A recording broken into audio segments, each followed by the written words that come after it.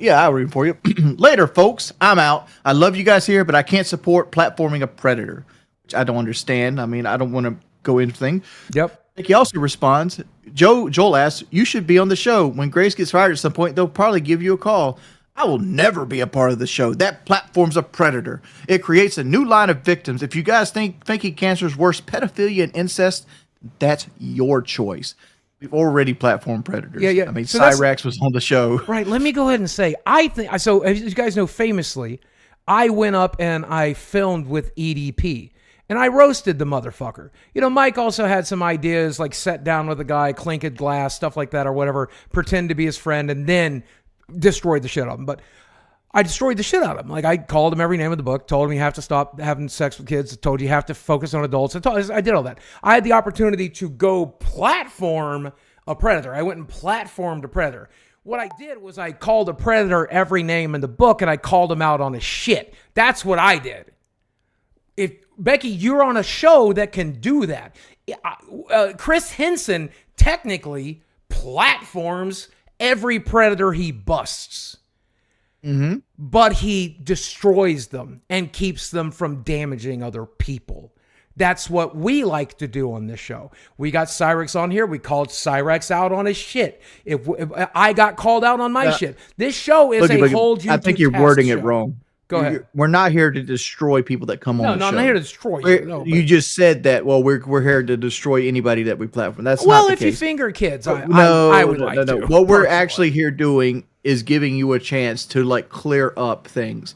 Like, if you want to take the Cyrax route where you just start screaming the N-word and, like, fighting with Tommy, you can do that. We're all about watching it. But if you want to come up here like, yo, this is a misunderstanding, this is what really happened, and you want to show some receipts, you might have a second lease of life on the internet. Look at Boogie. He faked cancer. We worked through it. Yeah, that's a much better way to put it. Life. That's a much better way to put it, because that's what it really means. It's not destroy you. It's hold you accountable and allow you to speak for yourself instead of the internet. And if if it turns out we're right about you, you'll have to pay whatever the task is for that in the social eye, right?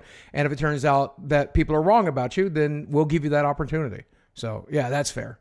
We gave Cyrax that opportunity, I think. Let's see. She said you're all supporting the platforming. Then there's lolcow, and then there's abuse and creating victims. Which again, Jordy, we've talked about this till we're blue in the face. That's the definition of victim blaming as well. Like, you're mad at Grace because she got victimized. Well, I still don't. She was 100% convinced that Grace has Nightingale. I might be saying this wrong, but that syndrome where like the nurse falls in love with the patient or the criminal, like the Vicky White kind of shit. And I don't see that at all. Like, I don't think Grace and her fathers ever did anything. Do they have like a mischievous like relationship a father and daughter probably shouldn't have? Opinion based, it is what it is. Everybody's their own individual thing. But I don't think there's any line that's ever been crossed. And I think her brother, which is one of her mainstay points, is just fucking a hater. I think he's just a hater. That's how it comes across. I think Ben Thorpe and Grace are trolls. I think they 100% got accused of something and played it up. That's what I think. Most days, that's what I think. And it's not even about Grace. It's about Keem choosing to platform her. Almost as if the show was called Lolcow Live. Grace is the funnel that leads victims to her father. That accusation is crazy to me. So I guess she's saying that Grace goes to bars or hangs out on the internet, gets into discords, talks to women, says, hey, come back to my place, and then Ben does something bad to them. Is that the hypothesis? I don't understand it.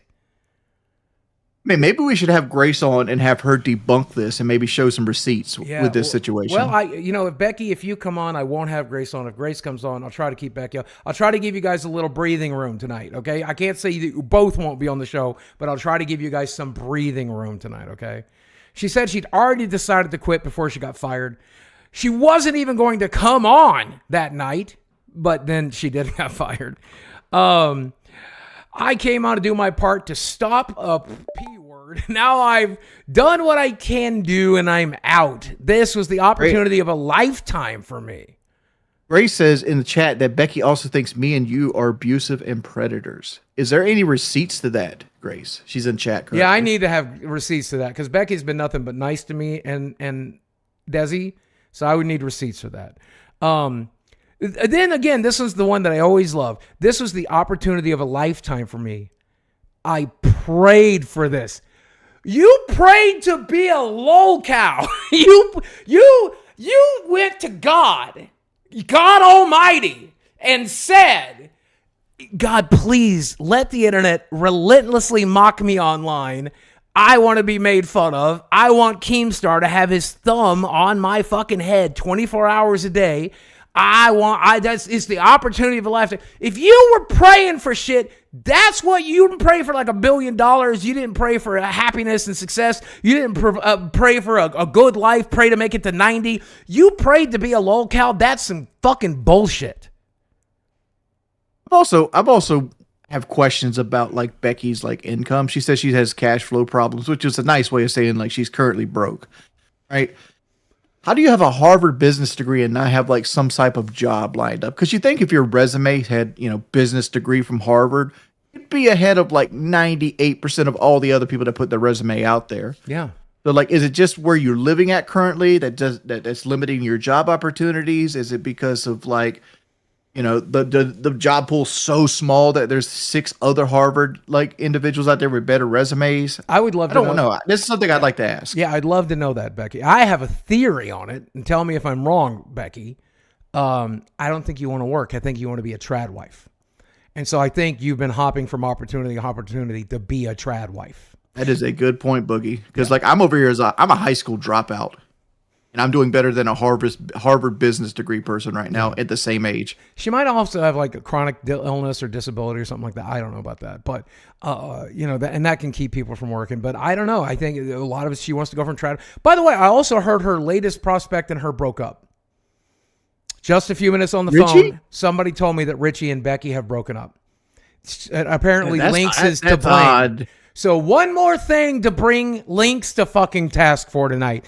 Apparently you broke up Becky and Richie, and that's kind of fucked, if you ask me. I don't know what's the point of that.